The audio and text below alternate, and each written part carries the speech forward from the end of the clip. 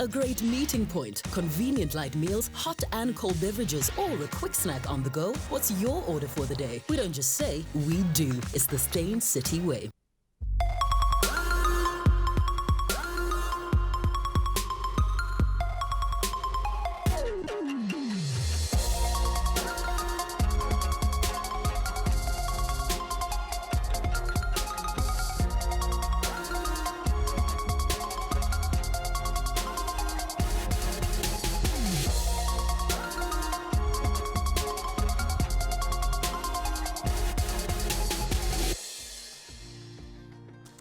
Hello and welcome to Real Talk with me, Anele. So we have had big personalities on the show, but today's guest is a big deal.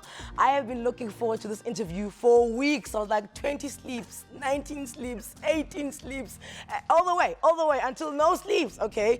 You're about to hear from a woman who holds one of the most powerful surnames in the world. She's also married to a man whose shoulders carry the weight of our nation. She's best known for many things, and most notably her amazing sense of style, her warmth, her charisma, beautiful smile, but ultimately her humanitarian work and passion for helping others through her foundation.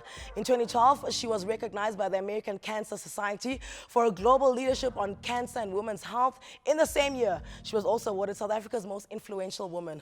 What a great honor it is to host one of the most talked about, loved, and cherished women in our country. She sometimes calls herself Commander-in-Chief Bay, but to me and you, she is one of our first ladies. Please welcome Madame Tobeka Madiba-Zuma. Hi. Thank you so much. I mean, for me, it's an honor to be here. Oh, Thank you so much for inviting me. Listen, I was like, are they going to land the plane here? No.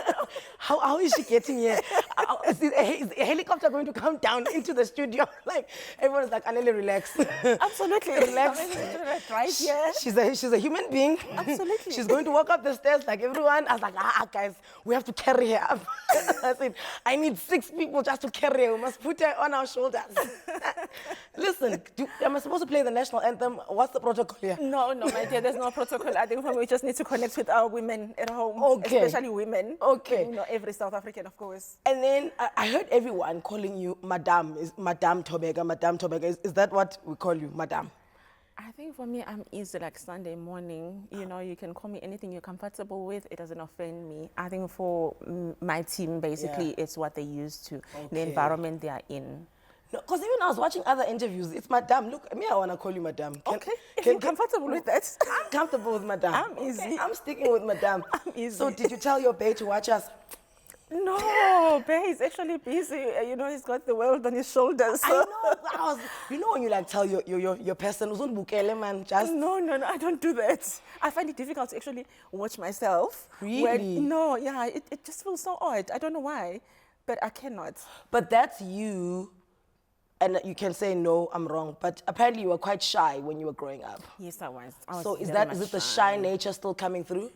No, I think the shy is now the past, thing of the past. Because, you know, when you're placed in this, you know, position or find yourself in this position, you can't afford to be shy, because you could be attending an event and they say, please, can you come up and say, a few words, and you just go with the flow.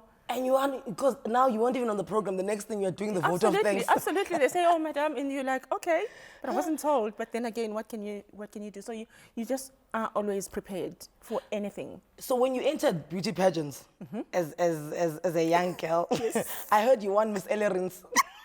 I was hoping we would not get there. Look, all my papers just left. Miss Ellerins, babe. Miss Ellerins, did you win a 2-bedroom suit with a headboard? Absolutely, my dear. Then it was the most, I mean, my parents were so proud of me. They thought it was everything. Until, of course, you know, when now old, I'm thinking, okay. Miss Ellerins. Miss Ellerins. Every time an Ellerins advert came on screen, everybody must be like, that's you, girl. I never mind about Ellerins. I think for me, the highlight was, and that made my parents so proud, was Miss Black Aces. Okay. And then I had the whole Black Aces coming to my home in Umlazi. And I was like, the hits. Now I'm thinking, okay. Black Aces is one Tobeka, son. Absolutely. I was like, okay, you know, I'm really hot. No, I am a big deal. You are used to this thing. You are used to the center of attention thing. You moved from Ezingolweni, ne? Yes. to Lamontville and then to Mlazi. Yep. Where did you stay with your grandmother? In Ezingolweni. Oh. But it was only for a short while, and then of course my parents said, no, she needs to come to Durban. But born and bred in Durban. Yeah. And then because my mother had to work, my grandmother had to take on the responsibility to, bring us up with my sister. Were you close to her? My grandmother was everything. I actually called her mom, and I still cannot call my mother mom. Now I think I follow what the kids are saying. They call her Gogo. Okay. So I also call her Gogo. I don't remember myself saying Ma. What food takes you back to your grandmother? Because I hear she used to cook a lot, and that's where you got your influence from, just to love of like being a domestic goddess, if I can call it that. What dish makes you think, go? I think for me it's the homemade bread, that smell. Ucheke, but the more like bread, not really ucheke, but she would use a pot to cook it. She wouldn't put it in boiling water. So she would put the dough inside the pot and then put the pot inside the water. Okay. Oh, that was the best. The smell of that, I still remember it this day. So could you see she was sick? Because, I hear that, you spent a lot. She suffered a stroke. Okay. Yeah, she suffered a stroke, and I could see she was sick. And for me, it took its toll because I was still young, couldn't really quite understand. And then she came to Durban, and then we lived with her in Durban. And then she passed on while we were in Durban. Was that the first, great loss that you can think of? It was the biggest. It was the biggest. And how are you with loss now? I think with loss, you can never get used to loss, especially your loved ones, because you're so close and you're so connected with them, and every loss is a huge loss. You can't really say, no, this one was less important, because when it happens, you parting ways, you're no longer physically in contact with that person, so it does leave that void. I mean, boarding school, it's in the height of apartheid. Your school gets attacked on the regular. Ni jump on my fence. Yes. You had 5 minutes, literally. So what would they say? Would they come? You've got 5 minutes to go. The cops are coming. What would happen is, because the influence was coming from the kids that were from Soweto, and we were in Kwadlangezo, in KZN, which area was predominantly Inkatha. Okay. And so there would be that continuous friction between the two, because they were like, we are toy-toying. We don't like ideals. This, and we're just gonna bring the school to a standstill. Everything that is going on, if you don't do X, Y, Z, they will nyomfa. And if they do that at about 11 o'clock, 12 o'clock, you're still in your beauty sleep, and all you will hear would be bang, bang, bang, and then the next thing would be blue lights, then the next thing will be dogs, and then you realize, okay, that's it. Now I need to grab whatever I can grab. Off I go. You've got 5 minutes. And within that 5 minutes, anything can happen, and you need to be outside the school, the premises, because you are not needed there. Did you ever consider then going into politics because of that, where you are an active, kid who starts we're bringing the school to a standstill? I think for me, having grown up in Lamontville as well, that, at any point in time, the police from the past regime, they'll just knock down the door while you're sleeping. They'll open the fridges, help themselves. In some instances, they'll... No, anything that they wanted. And they're like, we're kicking you. And you'll be like, okay, what have I done? Nothing, but we're just checking. So you're part of the struggle, even if you don't choose it? For me, yeah. So, I grew up in that environment. I remember there was one time when they said no one is going to work, shut down. And my mother was a nurse, and, I had to travel with my mother. We were in a bus. They stopped the bus. Those were toy-toying in Lamontville. They were like burning the bus, and all I remember is just jumping in the back of the bus. So it was, for me, at the time, I wouldn't say normal, but it was like part of life, more like normal. So when I went to boarding school, it was because of that. The parents said, nope, they exposed to too much violence. We can't have our kids sitting down in the classroom, and then there's the army guy with the AK-47, we can't have this. So they sent us to boarding school. Little did they know that in boarding school, there will still be that radicalization of kids influence coming from Soweto. But for us, we got through life. And I think for me, it prepared me for anything. I'm stronger because of that. And this is why you're here. So listen, growing up as Ngololi village in KZN, she never, not even in her wildest dreams, thought that she would one day be South Africa's First Lady, a title she embodies with grace, great humility, and gratitude. After the break, I want to talk about her varsity days, a time where there were no cell phones, and her parents would say, there is a call from a Jacob Zuma here that keeps coming. Who is Jacob Zuma? We're going to talk about that. She's not going anywhere. And if you want to join in the conversation, please send us your 20-second voice notes. We continue with this conversation with our First Lady after the break.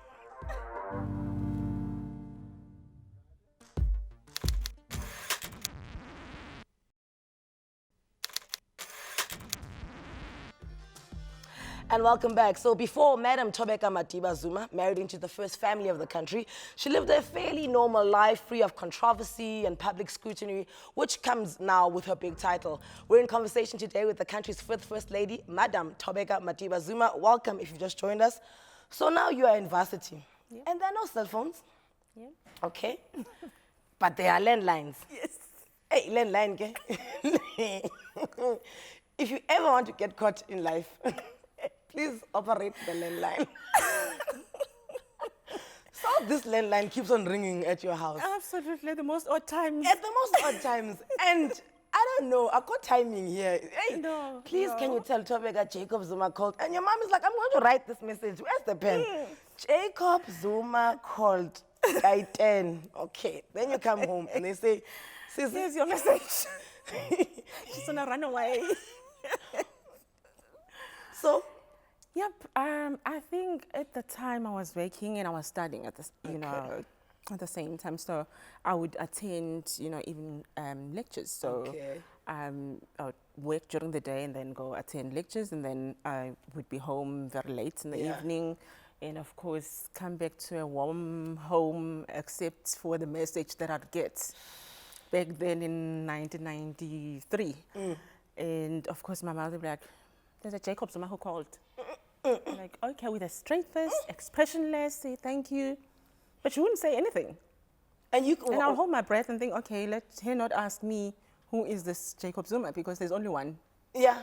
who was called a terrorist. Oh, okay. Oh, So okay. I'm sure my mother was asking herself, what is my child doing with a terrorist? What is she getting Ipegula herself zikuni. Yes, in Zulu, that's what they used to call them. Okay, so they were aware of a Jacob Zuma, Yep. but, and they're like, what's going on here? So then how long does this carry on where he calls you until?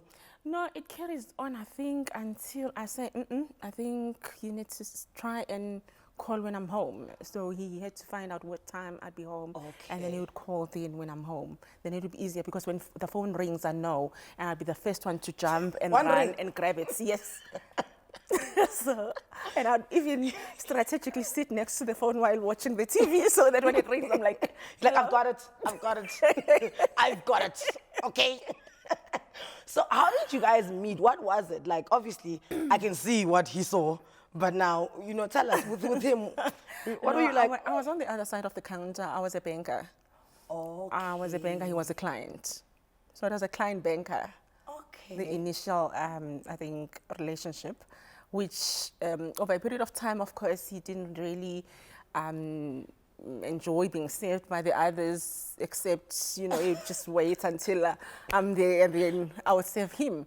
But it was back then, I think back in the 1990s, when I was working, I was selected as one of the first few blacks to go on what was called the Accelerated Development Program, where they were trying to now address the gaps that existed and the imbalances in the bank. And at the time I realized, you know what, if I was selected to go on to this program, they must have seen something. And I was not the type of a person who would sit back and accept anything or everything. I just wanted to exceed in life.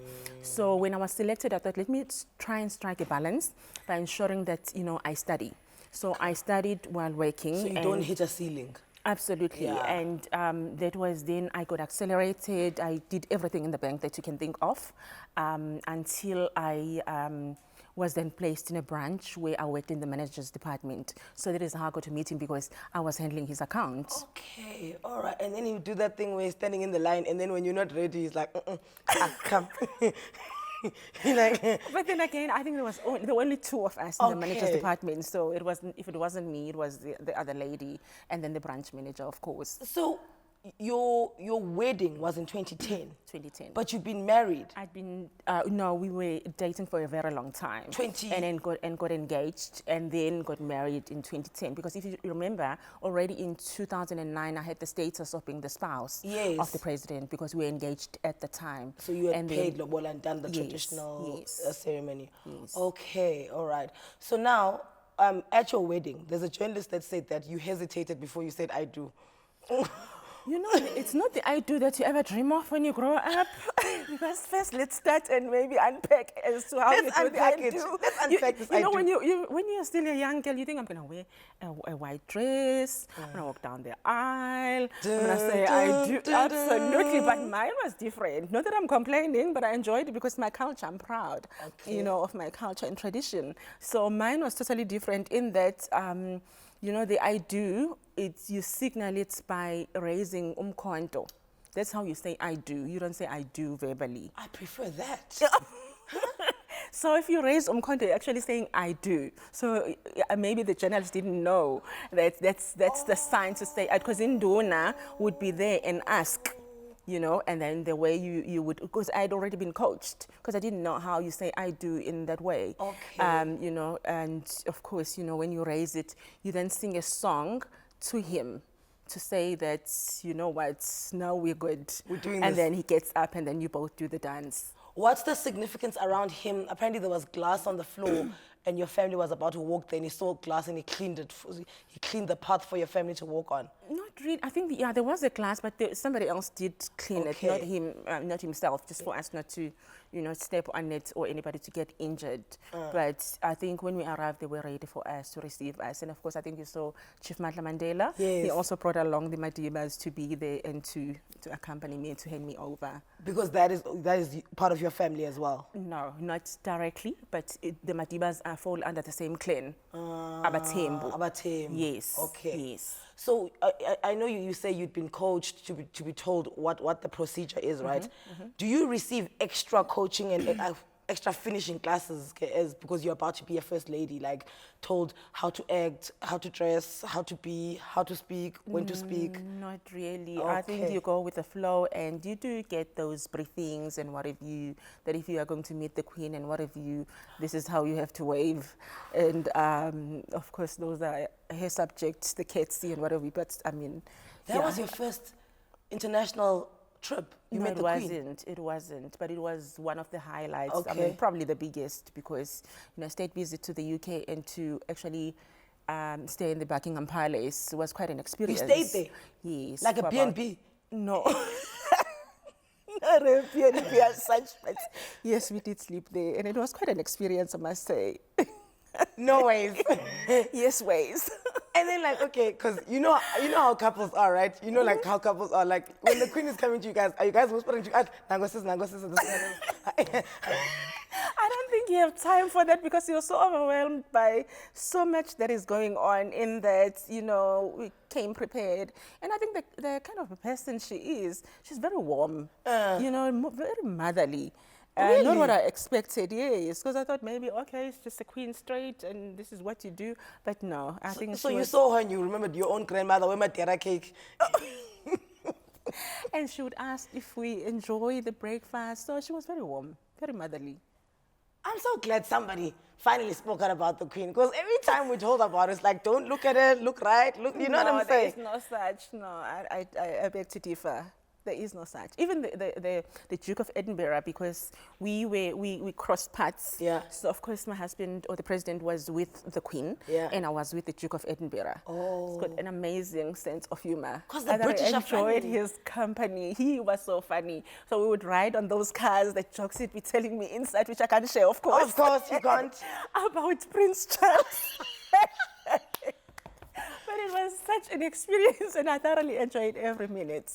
Oh, You see, you didn't know you were going to get the lowdown. Look at the scoop I'm bringing you. She is passionate about African women's struggles and, of course, girl children, and has been actively involved in many platforms using her unique position of influence to help address health issues, and not just for South Africa, but for the continent as a whole. Real Talk in studio today, our First Lady. This conversation continues.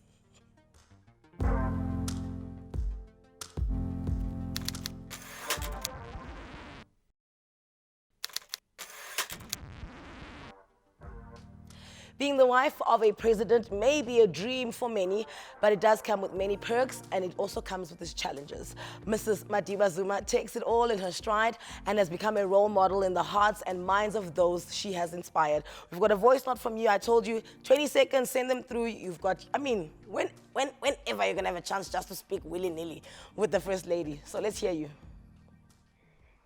Good afternoon. My question I have for our guest today is, what lesson have you learned in your life that you'd like to pass on, or you'd like other aspiring women to learn? Okay, what life lesson sticks out for you?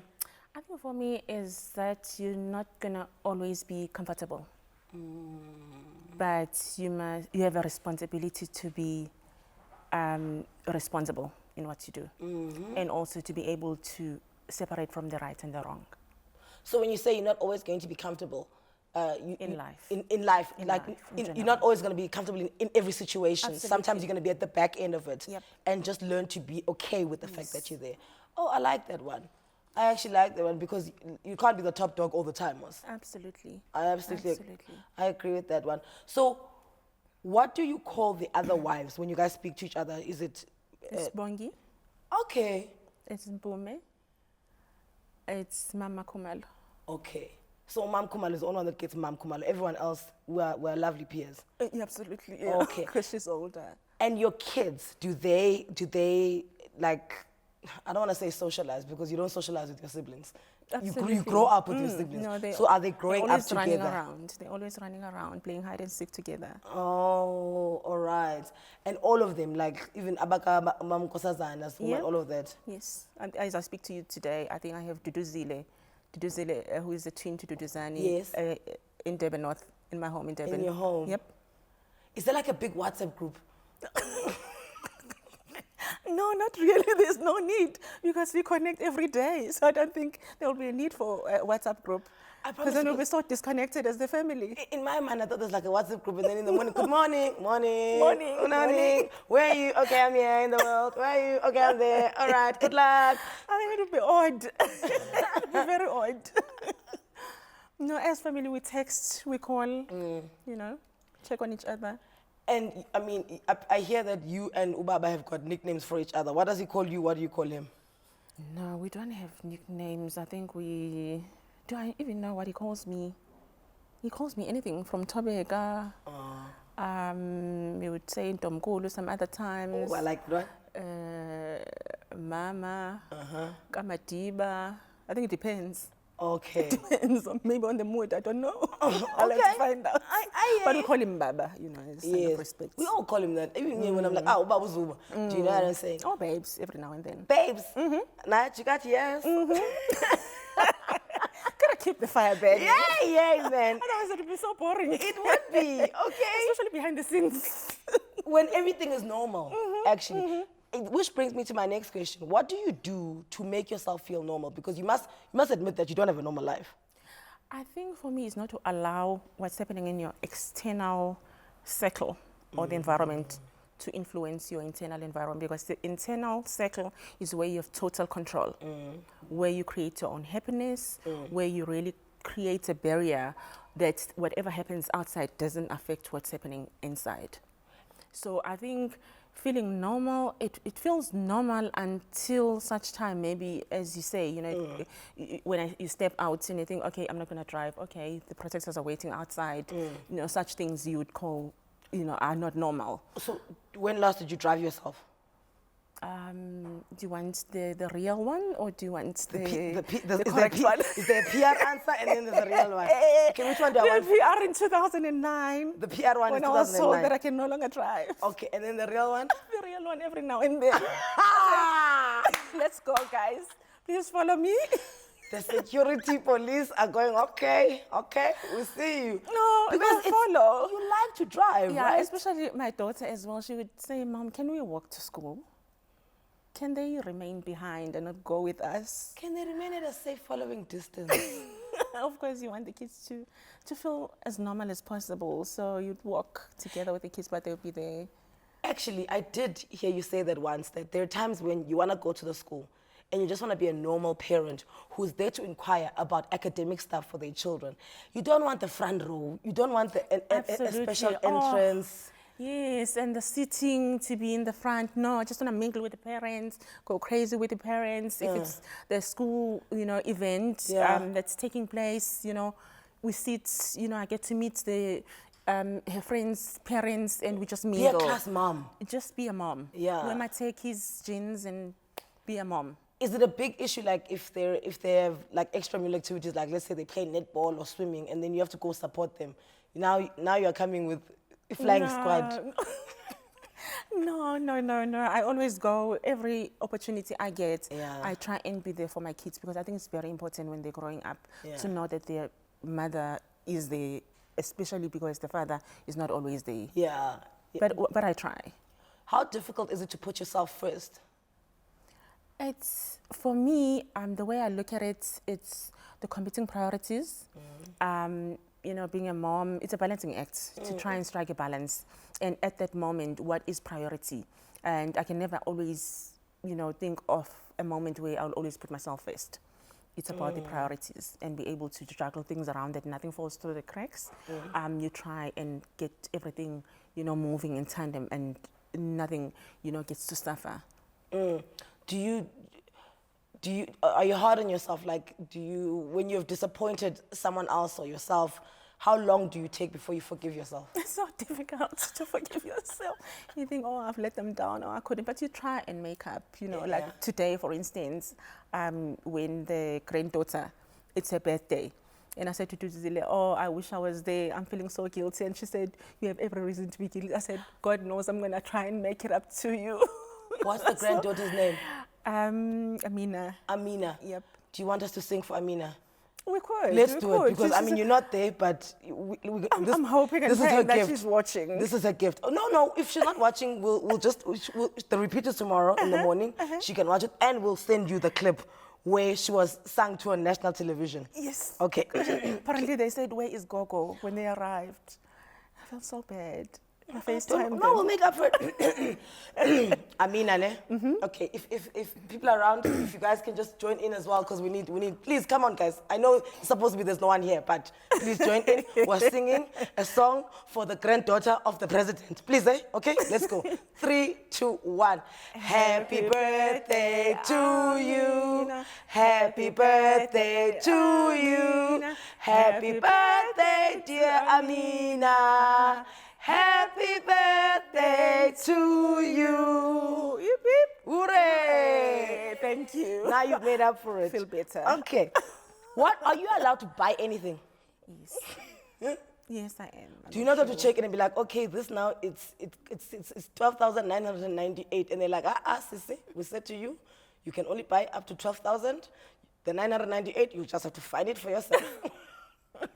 I think for me, it's my conscience, whereby I go, the competing priorities again. I've got people that I help in my personal capacity versus this 12,900. Okay. Which one really will I sleep peacefully at night knowing that I've bought this? But the family that I assist every month with groceries is gonna go without food. At that moment, I then take that decision. It's so interesting that, your degree of separation, people would think because you are, the First Lady and you are, within the president's, cipher, you don't have those problems of families that can't afford food. But guys, black tax, it's right here. Our cousins live in shacks. Extended, they all depend on you. Come, month end, okay, got 7, 8 families that I support, this one, the electricity, groceries, school, fees for the kids that I support, extended families. I think you can't really say you're different when it comes to that, and even more so because they're all dependent on you. They think you have all the money, and yet you also try and strike a balance and ensure that, you know, everyone lives comfortably. Very interesting. We'd love for you to tweet us your comments and questions for the First Lady, or simply send your short WhatsApp voice note. We'll be back after the break.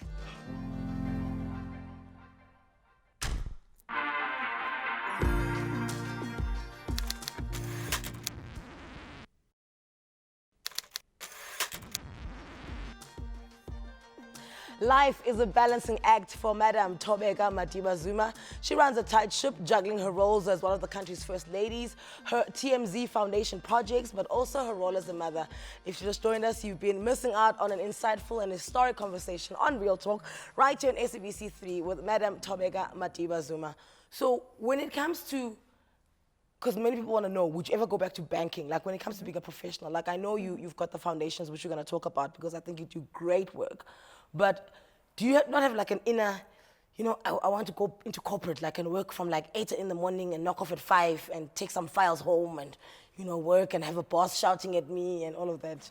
I think for me, the way I'm so busy, especially with the charity work, I don't even have time to think about corporate world or to think that I'm missing out on, because even back then I felt, you know, with my brains, I'm making so much money for another person that I'll never see. Yeah. You know, as much as there's a salary at the end of the month. I remember the conversation I had with my last boss in 2007 when he called it quits and I wanted to go home. He said to me, you know, all I need is your brains. If you can even work from home, could you? And I said, no thanks, I can't. That is not my vibe. Nope. Now, do you ever just take a holiday? Because I understand that every now and then you accompany the president, you know, to, like, where were you recently? Germany. Germany, was it the G8 summit? G20. G20, G8, Mamelo Anele. Fine. Your outfits. Wow. I remember I even posted on Twitter and I was like, she is killing all the first ladies there. They all look like they accompanied their friend on a date. All right? So now when you do that, when you like go to like the G20 summit, is that considered a holiday for you, or do you just take a holiday and you're like, you know what, I just want to go here on a holiday where it's undercover? It's so difficult to even think of a holiday because, you know, everything is so important that even when you want to take a holiday, I don't know how many times I've postponed and say I'm going to do it this year it becomes, and it just never happens. But with these official trips, there's a spouse accompanying the president, there's never a time either to say, you know what, now I'm shutting down because the program is, everything is congested in the 2-3 days that you're going to spend there. So there's never a time where you can even convert that and say, maybe I'm going to steal a day or two for a holiday. And go out sightseeing? No, it becomes so difficult. It sounds like corporate though, like, you know, like a team building, a post parade, where we sit and we strategize about the company. That's what it sounds like. Yeah, I think, I've always said, don't, you know, look at a person and think, I wish I was there. Because, you know, when you really get to know what happens in the inner workings, behind the scenes, and really the demands, you know, that come with, sometimes you think, okay, you know, other people would say I wasn't cut out for this. Oh, I like that. Okay, so if I look at you and I say I wish I was you, what's the good thing about being you? I think it would depend what really has made you say that, because, you know, so many people would say, oh, you know what, I wish I was as giving as you. Or, you know what, I wish I was, you know, placed in your position of influence because you're now able to influence things on a bigger scale. You know, the touching of lives, you know, people would say, can I join your organization because I need a platform? Okay. You know, for instance, the chairperson of the foundation is Dr. Tabane, who's doing very well. She's got she's running a very successful, what do you call it? She's a doctor, medical oncologist. Okay. In Sentin, she sees patients that can afford to go for a second opinion abroad. But she said, you know what, I feel that I'm so disconnected with the less fortunate. Can you give me the platform? Okay, so people who, you know, they're under dire circumstances when it comes to their health, but they wouldn't be able to afford someone as brilliant as her. No, what I'm saying is that she felt that she had achieved a lot. Okay. She didn't have a platform to be able to give back to the less fortunate, because being in the foundation, we're able to send the less fortunate cases to her to say, can you look at this one for us? Can you give us a second opinion at no cost? Can you guide us? Because you've got the technical know-how about this disease burden that is really ravishing, the lives of our people, being cancer. What made you pick, because I mean, you are a maverick when it comes to the education of cancer, the early detection, the treatment, and like you say, now being able to send people who are not fortunate to get these expert opinions. What made you want to champion that cause? I think for me, Anele, it was to see a number of women and our people who were dying premature deaths. When, as a country, in 2009, we knew, and we knew then what needed to be done. And I felt that this disease, in particular cancer, was a silent killer. It was claiming so many of the lives of our people. And often it would be, they'd present very late clinically. And I was the person who was not in the medical space, but I felt, for our economy to grow, how is it going to grow if our people are dying? If our people are filling our hospitals to capacity. If the breadwinners, they should be participating in the economic growth of our country, being a healthy workforce, but they are dying. They are in the hospitals. And, I felt, let me just champion this cause. As much as my background is finance, having done the BCom degree, but I felt, for the economy of our country to grow as a third world country, we needed to ensure that our workforce is healthy so that they can be participating and playing an important role in growing our economy. And for me, I felt, these diseases in particular, especially the female cancers, were also as a result of HIV/AIDS. So I felt, let me give this disease a face. And I then happened to be hosting the first conference in South Africa, which was back then in 2007, of the Forum of African First Ladies Against Breast, Cervical and Cervical Cancer, now with prostate cancer. So that is how I got introduced properly to this disease, and I then had to go do my research and learn about the disease and get to empower myself with the knowledge, because it's very important that when you deal with something, you must know what you're dealing with and how big the problem is. And I realized that the problem was big, and especially in a country with the competing priorities, we had HIV/AIDS that was really, really claiming so many lives of our people. And the education around it, the ARVs around it. Absolutely, and the stigma around it and the myths around it. And I then had to focus in the rural areas where there's very limited information, where our people would even equate it to witchcraft, for instance, because of the lack of information, the lack of education. So when you're tackling such serious issues like this, you go down the rabbit hole and you give your all. And as much as there are success stories, there are the ones that don't work out. So you're also dealing with the success and the combating and the fighting, but you're also dealing with the death, of people that you become close to, and their stories. Do you go for therapy so that you constantly unpack what's going on here and put it there so that you can carry on? You know what you're saying is what we were discussing with Dr. Tabani the other day, and we said, she said, I think I need therapy. I said, I think I need therapy. Go for therapy, hey? Because it takes its toll on you. And, I think, as you say, we were talking just now before we came in about my late PA who died of cancer. How ironic. It was right under my nose. We came back in 2011 after I'd been honored in the US, and we were so excited. We thought, wow, we're just going to tackle the world now. With cancer, here we come. And on arrival, she just complained about her back. And the next thing, she was just deteriorating until I flew up to see, and I said, no, she's very sick. And they checked her. They said, did you go into an area where there's malaria? I said, no, we get vaccinated. And the next thing, I said to the doctors, please, can you check what is going on here?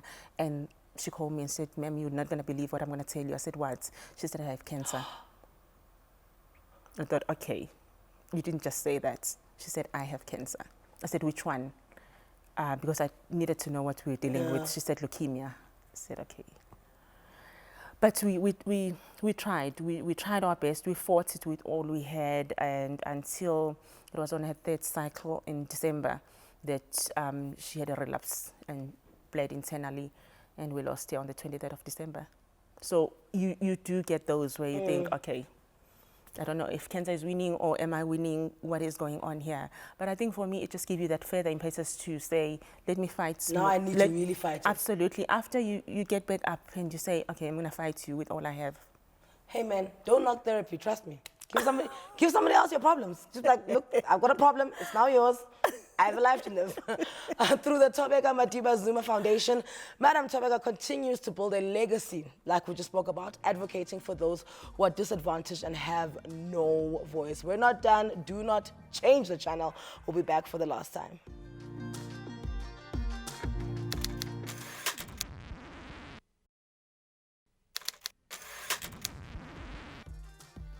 And welcome to the last stretch of Real Talk today with the First Lady, Mrs. Zuma, as patron of the Cancer Association of South Africa and founder of the TMZ Foundation. Cancer, education and awareness, but also health matters across the board are causes which are very close to her heart.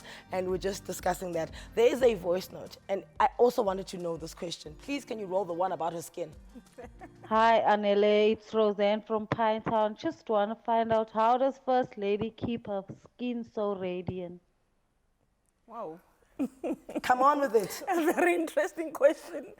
I think for me, it's an investment to ensure that, you know what, you look after your skin. I look after my skin, but I've never had any trouble with my skin from when I was young. I never had any butter. You KZN women, guys, you are annoying. You have got nice bodies, you've got nice ankles, you've got good skin, y'all cook, y'all are annoying. That's a good combination. Can you be complaining? I know, I'm just like, this is why men like going to Durban. They're like, oh, I'm going to Durban. So another tweet came through. Govan Whittle wants to know, what type of music do you and the president listen to? Oh, Brooke Benton. He loves Brooke Benton. Okay. And of course, Umaskandi, which I sort of like as well. Yeah. Because I grew up listening to that type of music. Yeah. And from my end, gospel. And he loves gospel as well, interestingly. Yeah, I think that three combination, gospel, your Maskandi, and his Brooke Benton. Hey, but hey, my mom also liked Brooke Benton. I think I know all the songs by now. Oh, heaven help us. Yeah, I know it wakes me up, lie to me. I'm like, okay. How do you separate? Like, because, you know, you do all this good work and then obviously you're married to the president. And there's no president in the world that is not under crit. If you are not critting your president, you are lying to yourself, right? And how do you separate your life and what you do and the fact that you'll be wanting to talk about your life and then everyone's like, yes, but you know, your husband, da-da-da-da-da-da. I think for me, Anele, it's so easy because first it starts with what is rewarding for me. And I think for me, my reward lies in seeing the lives that I've touched, the blossoming of our children, bright-eyed with hope, our women,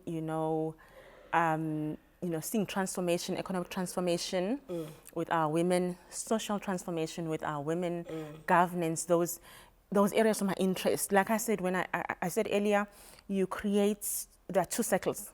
There's an inner circle where you have total control. There's an outer circle where you've got no control. And the outer circle is what a person thinks about you. I have no control, so I couldn't be worried about what the person thinks or what they say. Okay. I have no control. So that, for me, I got empowered by Stephen Covey when I read the book. Yeah. And I thought, okay, so we spend so much time worrying about what the person has said. This person has called me a dog, but I'm not a dog. I haven't got 4 legs. I don't bark. 2 legs. I don't bark. Yeah. So there's something wrong with that person. So all the negativity and all the noises don't affect me because I create, that barrier in my inner circle. And when you speak to your husband, are you like, yo, hi, Sana, good luck because Chonga, good luck because today, hey, I'm calling Donga, babes. Good luck, va? Good luck, ne? I think I draw strength from him because it doesn't affect him. Okay. It doesn't faze him at all. Okay. As you can see, he doesn't even react. So I'm like, okay, maybe I'd be turning upside down, inside out. But, you know, I've learned from him. He just doesn't get fazed. But I mean, do you say, okay, baby, but really the violence towards women in this country is something that... Yeah, no, okay, because... That's, for me, I use that opportunity because for me, I've always said the advantage, I don't make an appointment. Over breakfast, I'm like, okay, women are dying, 1 in 8 due to cervical cancer. The woman who's HIV positive is 5 times at risk. The femicide, who are getting killed by our partners, who are getting raped by random people. Absolutely. I mean, we can build as many jails as possible, but we need to get to the real problem as a country. Okay. You know, we cannot afford to see the scourge of our young women being killed. So how do we address? We engage. And also he's got daughters, so it's not like he's oblivious to the fact that he also wants his daughters to live in a country where they can just be safe. I always say heads of state were born as well by women. Okay. So okay. They can't really, you know, hold women issues, I mean, constant. Yeah. Every agenda about development, it has to have a woman at the center of it. Okay. Listen, we've got 30 seconds left. Quickly, Yes. will you write a book? Yes, I will. Do you have the When title in time your head? permits. Sure. No, I've never ever thought of the title, but I think it would be a very interesting book. It will be an interesting book. When I reflect finally. But when he's out of office and it's like 10 years later and the attention is not on you guys anymore, Absolutely. you come, you're going... I'm like, okay, now I can write a book. Okay. You know, but I'll be continuing with my charity work because I don't see myself stopping.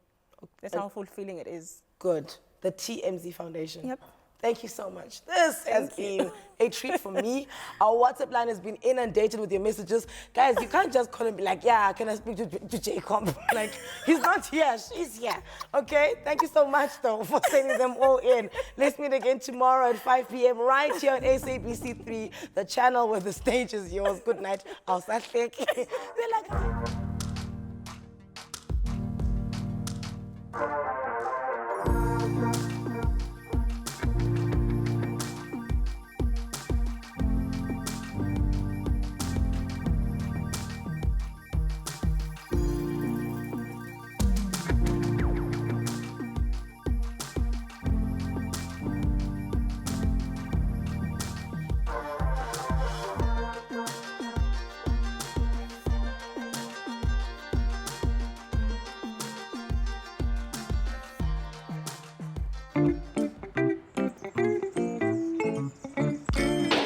That's cheeky.